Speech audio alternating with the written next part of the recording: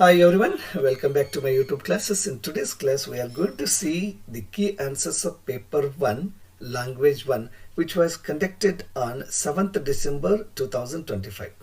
ನನ್ನೆಲ್ಲ ಆತ್ಮೀಯ ಶಿಕ್ಷಕ ವಿದ್ಯಾರ್ಥಿ ಮಿತ್ರರು ತಮ್ಮೆಲ್ಲರಿಗೂ ಸ್ವಾಗತ. ಇವತ್ತಿನ ಒಂದು ವಿಡಿಯೋದಲ್ಲಿ paper 1 language 1 the model key answers ಅನ್ನು ನೋಡೋಣ. Let's look at the topic then. Here they have given a passage. Read the given passage and answer the questions that are follow. Okay, let's start reading the passage then. At last, the time came for the boy to go to school. Raicharan sold his small piece of land and went to Calcutta.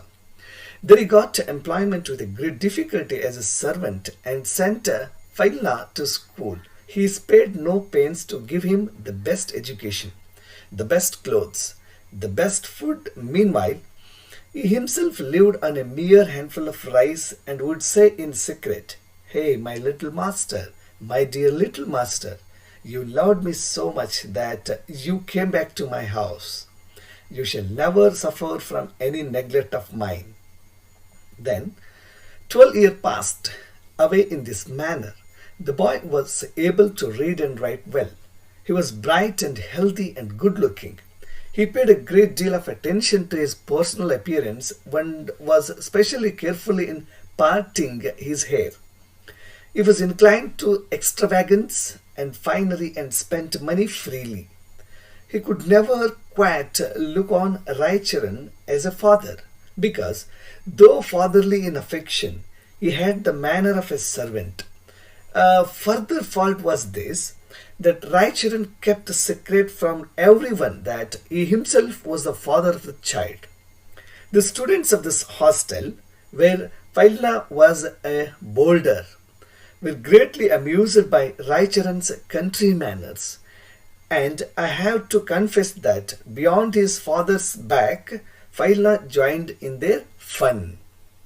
So this is the passage they have given. Based on this passage, there they have given the questions like this. Ili Raicharan sold his land and went to Calcutta to visit his relatives, educate Faila, find a new house, meet his masters ಅಂತ ಇದೆ. ಇಲ್ಲಿ ಒಂದು ಸರಿಯಾದ ಆಯ್ಕೆ ಯಾವುದು ಅಂತ ನೋಡೋದಾದ್ರೆ, he sold his property to give a good education to his son. Means ಆ ಮಗನಿಗೆ ಅವನ ಮಗ ಅಂತ ಅವನಿಗೆ ಡೈರೆಕ್ಟ್ ಹೇಳಿರೋದಿಲ್ಲ. ಓಕೆ, ಸೊ ಅವನಿಗೆ ಒಂದು ಒಳ್ಳೆಯ ಎಜುಕೇಷನ್ ಅನ್ನು ಕೊಡಬೇಕು ಅಂತ ಉದ್ದೇಶದಿಂದ ಏನು ಮಾಡ್ತಾನೆ, ಅವನು ಇರತಕ್ಕಂಥ ಒಂದು ಸಣ್ಣ ಭೂಮಿಯನ್ನು ಲ್ಯಾಂಡನ್ನು ಮಾರ್ತಾನೆ ಅಂತ. That is the right answer. Next question is, Raicharan earned his living in Calcutta as a farmer, trader, teacher, servant. ಇಲ್ಲಿ ರಾಯ್ಚರನ್ನು ಕೆಲ್ಕಟ್ಟೆಗೆ ಹೋದ್ಮೇಲೆ ಯಾವ ಕೆಲಸವನ್ನ ಮಾಡ್ತಾನೆ ಅಂತ ಕೇಳಿದ್ದಾರೆ. So he started work as a servant ಅಂತ ಆಲ್ರೆಡಿ ಮೆನ್ಷನ್ ಮಾಡಿದ್ದಾರೆ ಪ್ಯಾಸೇಜ್ ಅಲ್ಲಿ. Therefore option 4, that servant is the right answer. And let's move to the next question. While educating Faila, Raicharan lived on fruits, rice and vegetables, a handful of rice, bread and milk. So ಇಲ್ಲಿ ಅವನಿಗೆ ಒಂದು education ಕೊಡುವಂಥ ಸಂದರ್ಭದಲ್ಲಿ ಅವನಿಗೆ ಎಷ್ಟೇ ಕಷ್ಟಗಳು ಬಂದರೂ ಸಹಿತುಕೊಳ್ತಾನೆ. So ಹಾಗಾಗಿ ರಾಯ್ಚರನು ಯಾವುದರ ಮೇಲೆ ಜೀವನ ನಡೆಸಿದ ಅಂತ ಕೇಳಿದ. ಫ್ರೂಟ್ಸ್ ಮೇಲೆನೋ, rice and vegetables, handful of rice, bread and milk ಅಂತ ಕೊಟ್ಟಿದ್ದಾರೆ.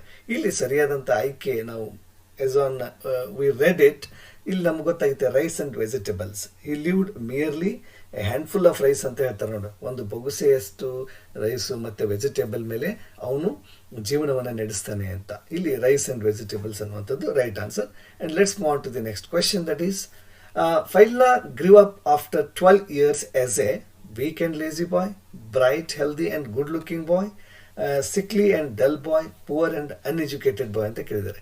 12 ವರ್ಷದ ನಂತರ ಫೈಲಾನು ಯಾವ ರೀತಿ ಬೆಳೆದ ಅಂತ ಕೇಳಿದ್ದಾರೆ. As we read in the passage, he grew up bright, healthy and good looking boy. Okay, the next question is, Faila never looked on Raicharan as a father because, ಇಲ್ಲಿ ಫೈಲಾ ಅನ್ನುವಂಥ ಒಬ್ಬ ಹುಡುಗ ಅವನು ರಾಯ್ಚರಣ್ ಅನ್ನುವಂಥ ಅವನ ನಿಜವಾದ ತಂದೆಯಾಗಿದ್ರೂ ಕೂಡ ಅವನು ತಂದೆ ಥರ ನೋಡಲಿಲ್ಲ. ಯಾಕೆ ಅಂತ ಕೇಳಿದ್ದಾರೆ. He did not love him. Raicharan was poor. Raicharan behaved like a servant. Raicharan scolded him. ಇಲ್ಲಿ ಫೈಲಾ ಅನ್ನುವಂಥ ಹುಡುಗ ರಾಯಚರನ್ನ ತಂದೆ ಥರ ನೋಡಲಿಲ್ಲ. ಯಾಕೆಂದರೆ ರಾಯಚರನ್ನು ಯಾವಾಗಲೂ ಒಬ್ಬ ಸರ್ವಂಟನ ರೀತಿಯೇ ಆ ಮಗನ ಜೊತೆ ಮೀನ್ಸ್ ಫೈಲಾನ್ ಜೊತೆ ಬಿಹೇವ್ ಮಾಡ್ತಾ ಇದ್ದ, ವರ್ತಿಸ್ತಾ ಇದ್ದ. ಸೊ ಹಾಗಾಗಿ ಫೈಲಾನು ಕೂಡ ರಾಯಚರನ್ನ ಅವರು ನಿಜವಾದ ತಂದೆ ಅಂತ ಅವ್ನು ಒಪ್ಕೊಳ್ಳಿಲ್ಲ. So that's for option 3 is the right one. Then let's move on to the next question. The students of the hostel were amused about Raicharan's country manners, Paulna's habits, Raicharan's dress, then Paulna's speech ಅಂತ ಕೇಳಿದ್ದಾರೆ. ಇಲ್ಲಿ ಒಂದು ಸರಿಯಾದಂಥ ಆಯ್ಕೆ, ಅಲ್ಲಿ ಹಾಸ್ಟೆಲಲ್ಲಿರ್ತಕ್ಕಂಥ ಎಲ್ಲ ವಿದ್ಯಾರ್ಥಿಗಳು ಆ ರಾಯಚರನ್ನ ಒಬ್ಬ ಸರ್ವೆಂಟಾಗಿ ಏನು ಕೆಲಸ ಮಾಡ್ತಾ ಇರ್ತಾನೆ ಅವನ ಒಂದು ಹಳ್ಳಿಯ ವರ್ತನೆಗಳನ್ನು ಏನು ಮಾಡ್ತಾ ಇರ್ತಾರೆ, ಒಂದು ಟೀಸ್ ಮಾಡುವಂಥದ್ದು, ಅಮ್ಯೂಸ್ ಮಾಡುವಂಥದ್ದು ಮಾಡ್ತಾ ಇರ್ತಾರೆ. ಸೊ ದೇರ್ ಫೋರ್ ರಾಯಚರನ್ಸ್ ಕಂಟ್ರಿ ಮ್ಯಾನರ್ಸ್. ಓಕೆ, ಅವಳ ಹಳ್ಳಿಯಿಂದ ಬಂದಿರೋರ ಥರ ಅವನು ಏನು ನಡ್ತಾನೆ ಇತ್ತು, ಅವನ ವರ್ತನೆ ಇತ್ತು, ಅದನ್ನು ಅವ್ರು ಏನು ಮಾಡ್ತಾಯಿದ್ರು, ಅಮ್ಯೂಸ್ ಮಾಡ್ತಾಯಿದ್ರು, ಟೀಸ್ ಮಾಡ್ತಾಯಿದ್ರು. ಅದರಲ್ಲಿ ಫಾರ್ ಯುವರ್ ಸರ್ಪ್ರೈಸ್ ಯಾರು ದಟ್ ಪಾಲ್ನಾ ಕೂಡ ಅದರಲ್ಲಿ ಭಾಗವಹಿಸ್ತಾ ಇದ್ದ ಅಂತ. Okay, so this is irony. Next, the synonym of the world in the passage neglect is. ಇಲ್ಲಿ ನೆಗ್ಲೆಕ್ಟ್ ಅನ್ನುವಂಥ ಪದದ ಸಿನಾನಿಮ್ ಯಾವುದು ಅಂತ ಕೇಳಿದ್ರೆ, ಅಂದರೆ ಸಮಾನಾರ್ಥಕ ಪದ ಯಾವುದು ಅಂತ ಕೇಳಿದರೆ ಕೇರ್, ರೆಸ್ಪೆಕ್ಟ್, ಪ್ರೊಟೆಕ್ಟ್, ಇಗ್ನೋರ್. ಇಲ್ಲಿ care, respect, protect they give the different meaning. ಇಲ್ಲಿ ನೆಗ್ಲೆಕ್ಟ್ ಅನ್ನುವಂಥದ್ದು ಸಿನಾನಿಮ್ ವರ್ಡ್ ಯಾವುದು ಅಂತಂದರೆ ದಟ್ ಈಸ್ ಇಗ್ನೋರ್ ಅನ್ನುವಂಥದ್ದು right word. And let's move to the next question. Choose the antonym of extravagance ಅಂತ ಕೇಳಿದ್ದಾರೆ. ಆಂಟೋನಿಮ್ ಅಂತಂದ್ರೇನು, ಒಂದು ಅಪೋಸಿಟ್ ವರ್ಡ್ ಅಂತ ಕೇಳಿದ್ದಾರೆ. ಇಲ್ಲಿ ಎಕ್ಸ್ಟ್ರಾವ್ಯಾಗನ್ಸ್ದು ಅಪೋಸಿಟ್ ವರ್ಡು ಯಾವುದು ಅಂತ ನೋಡ್ರಿ. ಹಿ ಸ್ಪೆಂಟ್ ಮನಿ ಎಕ್ಸ್ಟ್ರಾವ್ಯಾಗನ್ಸ್ಲಿ, ಫ್ರೀಲಿ ಅಂತ ಕೊಟ್ಟಿದ್ದಾರೆ ಇಲ್ಲಿ. ಓಕೆ, ಲಕ್ಸರಿ, ವೆಲ್ತ್, ಅಬಂಡೆನ್ಸ್ ಇವೆಲ್ಲ ಕೂಡ ಒಂದು ಸೇಮ್ ಮೀನಿಂಗ್ ಕೊಟ್ಟರೆ, ಇಲ್ಲಿ ಸಿಂಪ್ಲಿಸಿಟಿ ಅನ್ನುವಂಥದ್ದು ಭಾಳ ಸರಳತೆ, ಸಿಂಪಲ್ ಜೀವನ ನಡೆಸೋದು, ಸರಳ ಜೀವನ ನಡೆಸೋದು ಅಂತವಲ್ಲ, like that is the right answer. So simplicity is the right one. And let's move to the next question. Here they have given a poem, and read it and answer the questions that follow by selecting the most appropriate option ಅಂತ ಕೊಟ್ಟಿದ್ದಾರೆ. The time is endless in thy hands, my lord. There is none to count thy minutes. Days and nights pass and ages bloom and fade like flowers. Thou knowest how to wait. Thy centuries follow each other, perfecting a small white flower. We have no time to lose, and having no time, we must scramble for a chance. We are too poor to be late, and thus it is that time goes by while I give it to every querulous man who claims it, and thine altar is empty of all offerings to the last. ಇಲ್ಲಿ thy hands ಅಂದರೆ your hands ಅಂತ, it's old ಇಂಗ್ಲೀಷಲ್ಲಿ thy ಅಂದರೆ your ಅಂತ, thou means you ಅಂತ ಅರ್ಥ ಆಗುತ್ತೆ, like that. Okay, then let's move to the next lines of the poem. At the end of the day I hasten in fear lest thy gate be shut, but I find that yet there is time. On missing a dear one, let me not forget. It's a beautiful poem. And ಇಲ್ಲಿ the poem is addressed to ಅಂತ ಕೇಳಿದ್ದಾರೆ. ಇಲ್ಲಿ ಈ ಪೊಯಮನ್ನು ಯಾರಿಗೆ address ಮಾಡ್ತಾ ಇದ್ದೇನೆ poet ಅಂತ ಕೇಳಿದ್ದಾರೆ. As we read it is referring to the God, is addressing to the God ಅನ್ನುವಂಥದ್ದು. ಇಲ್ಲಿ ದೇವರಿಗೆ ಅವನು ಅದನ್ನು ಒಂದು ಅಡ್ರೆಸ್ ಮಾಡ್ತಾ ಇದ್ದಾನೆ ಅಂತ ಹೇಳ್ಬೋದು. And let's move to the next question. Time is endless in God's hands, my hands, king's hands, mother's hands. Time is endless in, ಒಂದು ಸಮಯಕ್ಕೆ ಮಿತಿನೇ ಇಲ್ಲ. ಯಾರ ಕೈಯಲ್ಲಿದೆ ಇದು? ಗಾಡ್ಸ್ ಕೈಯಲ್ಲಿ, ನನ್ನ ಕೈಯಲ್ಲಿ, ರಾಜನ ಕೈಯಲ್ಲಿ, ತಾಯಿ ಕೈಯಲ್ಲಿ. ಇಲ್ಲಿ it's nothing but the God's hands ಅಂತ. See time we are all the puppets, as the God directs we have to play ಅಂತ, ಎಲ್ಲ ದೇವರ ಕೈಯಲ್ಲಿ ಇದೆ ಅನ್ನುವಂಥ ಒಂದು. Then let's next move on to the next question. Days and nights pass and ages bloom and fade like flowers ಅಂತ ಕೊಟ್ಟಿದ್ದಾರೆ. Here the figures of speech of the statement is days and nights pass and ages bloom and fade like ಇಲ್ಲಿ ಒಂದು comparison ಮಾಡಿ ಕೊಟ್ಟಿರೋದ್ರಿಂದ as we all know that the figures of speech is simile ಅಂತ. ಇಲ್ಲಿ as, like, so ಒಂದು ಸೆಂಟೆನ್ಸಲ್ಲಿ ಬಂದಿದ್ದರೆ definitely it will be A simile ಅಂತ, ಒಂದು like ಕನ್ನಡದಲ್ಲಿ ಉಪಮಾಲಂಕಾರ ಅಂತ ಏನು ಹೇಳ್ತೀವಿ ಆ ಥರ. So therefore first one is the right answer. Next move to the next question. The word in the poem that means complaining ಅಂತ ಕೇಳಿದ್ದಾರೆ. ಇಲ್ಲಿ ಒಂದು ವರ್ಡ್ ಇದೆ, ಆ ವರ್ಡ್ ಅದರ ಮೀನಿಂಗ್ ಏನಾಗುತ್ತೆ, ಕಂಪ್ಲೇನಿಂಗ್ ಅಂತ ಕೇಳಿದ್ದಾರೆ. ಅದು ಯಾವುದು? ಸೆಂಚುರೀಸ್ ಅಲ್ಲ, ಸ್ಕ್ರ್ಯಾಂಬಲ್ ಅಲ್ಲ, ಕ್ವೆರುಲಸ್ ಅಂಡ್ ಫೇಡ್. ಇಲ್ಲಿ ರೈಟ್ ಆನ್ಸರ್ ಈಸ್ ಕ್ವೆರುಲಸ್ ಅನ್ನುವಂಥದ್ದು ಸರಿಯಾದ ಆಯ್ಕೆ. ಯಾಕೆ ಅಂತಂದರೆ ಇಲ್ಲಿ ಬಿ ಕೆ ಗೋಕಾಕ್ ಅವರು ಬರೆದಿರ್ತಕ್ಕಂಥದ್ದು ಸಾಂಗ್ ಆಫ್ ಇಂಡಿಯಾದಲ್ಲಿ ಈ ಒಂದು ವರ್ಡ್ ಯೂಸ್ ಮಾಡಿದ್ದಾರೆ. Okay, I asked the mother querulously ಅಂತ, ಕಂಪ್ಲೇನಿಂಗ್ಲಿ ಅಂತ. Okay, so this is the querulous is the right answer. The next one is the time is endless. The question tag to be used is ಅಂತ ಕೇಳಿದ್ದಾರೆ. ಇಲ್ಲಿ the time is endless ಅಂತ ಕೊಟ್ಟಿದ್ದಾರೆ. ಇದು question tag ಯಾವ್ದು ಮಾಡಬೇಕು? Usually ಇಲ್ಲಿ ಯಾವುದೇ ಒಂದು ಪರ್ಸನ್ಗಾಗಲಿ ಇದು ಇರಲ್ಲ.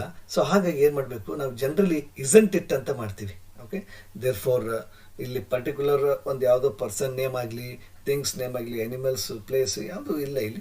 ಸೊ ಹಾಗಾಗಿ ಇಸಂಟ್ ಇಟ್ ಅನ್ನುವಂಥದ್ದು ಒಂದು right question tag. Let's move to the next question. I find that yet there is time. The significance of the final line is ಅಂತ ಕೇಳಿ. I find that yet there is time. ಒಂದು ಕೊನೆಯ ಲೈನಿನ ಒಂದು ಮಹತ್ವ ಏನು ಅಂತ ಕೇಳಿದ್ದಾರೆ. The revelation of one's greatest fears, the revelation of blooming and fading flowers, the revelation of poor and rich, the revelation of offering altar ಅಂತ ಕೇಳಿದ್ದಾರೆ. ಇಲ್ಲಿ the right answer is the revelation of one's greatest fears ಅಂತ. Okay, ಅಂದರೆ ನಮ್ಮಲ್ಲಿರ್ತಕ್ಕಂಥ ಭಾವನೆಗಳ ಭಯವನ್ನು ನಾವು ಯಾವ ರೀತಿ ರೆಲಿವೇಷನ್ ಮಾಡ್ಕೋತೀವಿ ಅನ್ನೋದರ ಕುರಿತು ಒಂದು ಪದ್ಯದಲ್ಲಿ ತಿಳಿಸಲಾಗಿದೆ ಅಂತ. Okay, and let's move to the next question. We have no time to lose. The infinitive in the above sentences. ನಾವು ಆಲ್ರೆಡಿ ಭಾಳಷ್ಟು ವಿಡಿಯೋದಲ್ಲಿ ನಾನು ಇದ್ರ ಬಗ್ಗೆ ಡಿಸ್ಕಷನ್ ಮಾಡಿದ್ದೀನಿ. ಇಲ್ಲಿ ವರ್ಬ್ ಹಿಂದೆ ಎಲ್ಲಿ ಟು ಇದೆ ಅದಕ್ಕೆ ನಾವು ಒಂದು ಇನ್ಫಿನಿಟಿವ್ ಅಂತ ಕರಿತೀವಿ. ದೇರ್ ಫೋರ್ ಇಲ್ಲಿ ಟು ಲೂಸ್ ಅನ್ನುವಂಥದ್ದು ಇನ್ಫಿನಿಟಿವ್ ಆಗಿದೆ. So option 3 is the right one. Let's move to the next question. Diganth is an excellent boy ಅಂತ ಕೊಟ್ಟಿದ್ದಾರೆ. The part of speech of the underlined word is. ಇಲ್ಲಿ intelligent ಅನ್ನುವಂಥದ್ದನ್ನು underline ಮಾಡಿದರೆ, noun, adjective, verb, adverb ಬಂದಿದ್ದಾರೆ. It's certainly and 100% adjective is the right answer. ಇಲ್ಲಿ boy ಅನ್ನುವಂಥದ್ದು noun ಆಗುತ್ತೆ. ಆ ನೌನನ್ನು ಕ್ವಾಲಿಫೈ ಮಾಡಿ ವರ್ಡ್ ಯಾವುದು ಅಂತಂದರೆ ವರ್ಡು ಇಂಟೆಲಿಜೆಂಟ್ ಅಂತ. ನೌನನ್ನು ಕ್ವಾಲಿಫೈ ಮಾಡ್ತಕ್ಕಂಥ word adjective. Then let's move to next one. If you had studied well dash you scored well ಅಂತ. ಇಲ್ಲಿ ಒಂದು ಇಫ್ ಕ್ಲಾಸದ ಥರ್ಡ್ ಕಂಡೀಷನ್ ಅನ್ನು ಕೊಟ್ಟಿದ್ದಾರೆ. ಸೊ ಇಲ್ಲಿ ಏನಾಗುತ್ತೆ, if you had studied well you would have scored well ಅಂತ. Okay, you would have scored well.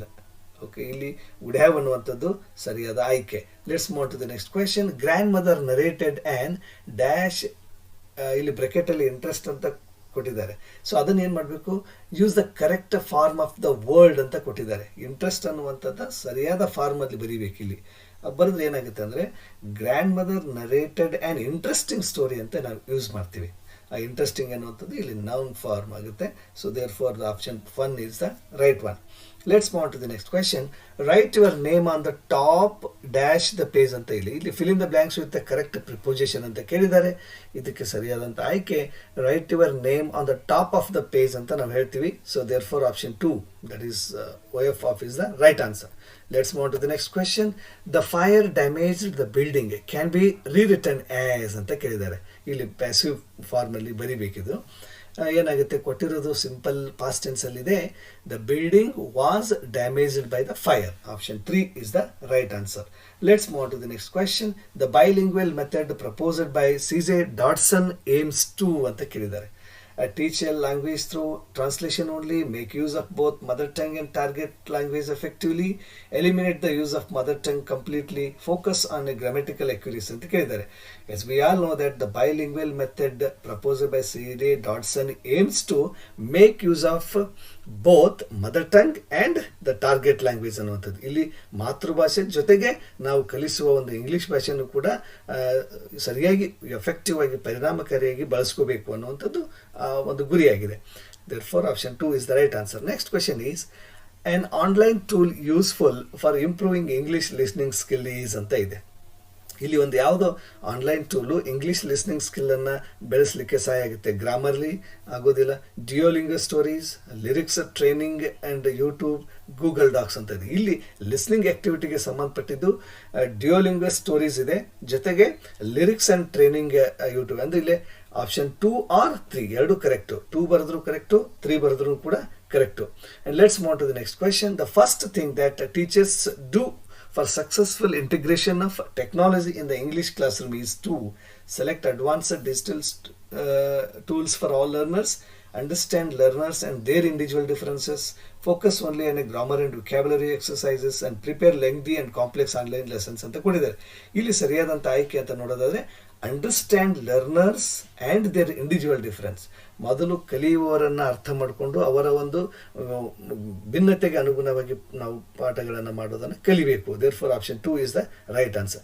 Let's move to the next question. That is, the ability to use language in special and creative ways are what lawyers, editors are strong in. They are logical learners, naturalist learners, kinesthetic learners, linguistic learners ಅಂತ ಇದೆ. ಇಲ್ಲಿ the ability to use language in special and creative ways, ಒಂದು ಭಾಷೆಯನ್ನು ಒಂದು ವಿಶೇಷ ಸಂದರ್ಭದಲ್ಲಿ ಸೃಜನಾತ್ಮಕವಾಗಿ ಬಳಸ್ತಕ್ಕಂಥ ಒಂದು ಕಲೆ ಇರುತ್ತಲ್ಲ ಲಾಯರ್ಗೆ, ಈ ಎಡಿಟರ್ಸ್ಗೆ ಅಂತ ಕೊಟ್ಟಿದ್ದಾರೆ. ಇಲ್ಲಿ ಯಾವ ಥರದ ಒಂದು ಲರ್ನರ್ ಅಂತ ಕೇಳಿದ್ದಾರೆ. ಸೊ ಇಲ್ಲಿ ಕೊಟ್ಟಿರೋ ಪ್ರಕಾರ ದ ಲಿಂಗ್ವಿಸ್ಟಿಕ್ ಲರ್ನರ್ಸ್ ಅಂತ ಹೇಳ್ಬೋದು. Okay, that is the right answer. And the importance of listening is laying good foundation in. Importance of listening ಯಾವುದಕ್ಕೆ ಭಾಳ ಇಂಪಾರ್ಟೆಂಟ್ ಕೇಳಿದ್ದಾರೆ. Acquisition of reading skill, acquisition of speaking, acquisition of writing and acquisition of LSRW. ಇಲ್ಲಿ ಒಂದು right answer is it's very supportive to the acquisition of speaking skill. ಒಂದು speaking ಸ್ಕಿಲ್ಗೆ ನಮಗೆ ಲಿಸ್ನಿಂಗಿಗೆ ಒಂದು ಇಂಟರ್ ರಿಲೇಷನ್ ಇದೆ. Like they are 2 faces of the same coin ಅಂತ ಹೇಳ್ಬೋದು ನಾವು, ಸ್ಪೀಕಿಂಗ್ ಆ್ಯಂಡ್ ಲಿಸ್ನಿಂಗ್. ಸೊ ಹಾಗಾಗಿ option 2 is the right one. And let's move to the next question. Skimming is the sub skill of ಅಂತ ಕೇಳಿದ್ದಾರೆ. ಗೊತ್ತಿದೆ ನಮಗೆ, skimming is nothing but it's a sub skill of reading ಅನ್ನುವಂಥದ್ದು. So reading is the right answer. Next question is total physical response method was evolved by. ಅಂದರೆ ಈ total physical response method ಯಾರು ಹೇಳಿದ್ದಾರೆ ಅಂತ ಕೇಳಿದ್ದಾರೆ. As we all know that's nothing but James Asher ಅನ್ನುವಂಥವ್ರು ಅದನ್ನು propose ಮಾಡಿದ್ದು, ಹೇಳಿದ್ದು ಅಂತ. Then let's move to the next question. One of the main principle of constructivism in English is, ಇಲ್ಲಿ ಕನ್ಸ್ಟ್ರಕ್ಟಿವಿಸಮ್ ಇಂದ ಒಂದು ಮುಖ್ಯ ತತ್ವ ಏನು ಅಂತ ಕೇಳಿದ್ದಾರೆ. Sentence is a unit of speech, collaborative approach to learning, mother tongue is use to teach English, teaching language through structure ಅಂತ ಕೇಳಿದ್ದಾರೆ. ಇಲ್ಲಿ the right answer is the collaborative approach to learning is the main principle of constructivism in English. And let's move to the next question. One of the errors in silent reading is, ಇಲ್ಲಿ silent ಓದಿನ ಒಂದು error ಏನು ಅಂತ ಕೇಳಿದ್ದಾರೆ. Reading slowly, reading following punctuation, reading quickly, pointing the finger at words ಅಂತ ಕೇಳಿದ್ದಾರೆ. ಇಲ್ಲಿ ಒಂದು ಎರರ್ ಯಾವುದು ಅಂತಂದರೆ pointing the finger at the words. ನಾವು ಒಂದು ಬೆರಳನ್ನು ಹಿಡ್ಕೊಂಡು ಕಂಪ್ಲೀಟಾಗಿ ಓದುವಂಥದ್ದು, ಅದು ಒಂದು ಎರರ್ ಆಗುತ್ತೆ ಅನ್ನುವಂಥದ್ದು ಕೊಟ್ಟಿದ್ದಾರೆ. And let's move to the next question. That is the expanded form of NLP ಅಂತ ಕೇಳಿದ್ದಾರೆ. ಇಲ್ಲಿ NLP ಎಕ್ಸ್ಪ್ಯಾಂಡೆಡ್ ಫಾರ್ಮ್ ಏನಂತ ಕೇಳಿದರೆ that is nothing but neuro linguistic program ಅನ್ನುವಂಥದ್ದು ಸರಿಯಾದ ಆಯ್ಕೆ. ಸ್ನೇಹಿತರೆ, ಇದು ಒಂದು 7th December 2025 ನಡೆದಂಥ ಒಂದು ಲ್ಯಾಂಗ್ವೇಜ್ 1 ಪೇಪರ್ 1 ಕೀ ಆನ್ಸರ್ಸನ್ನು ಕೊಟ್ಟಿದ್ದೀನಿ. ಇನ್ನೂ ಹೆಚ್ಚಿನ ವಿಡಿಯೋಗಾಗಿ, ಪೆಡಗಾಜಿಗಾಗಿ, so keep watching the video, and if you like this, subscribe, like, comment and share the video with your friends. Till then, take care. Thank you.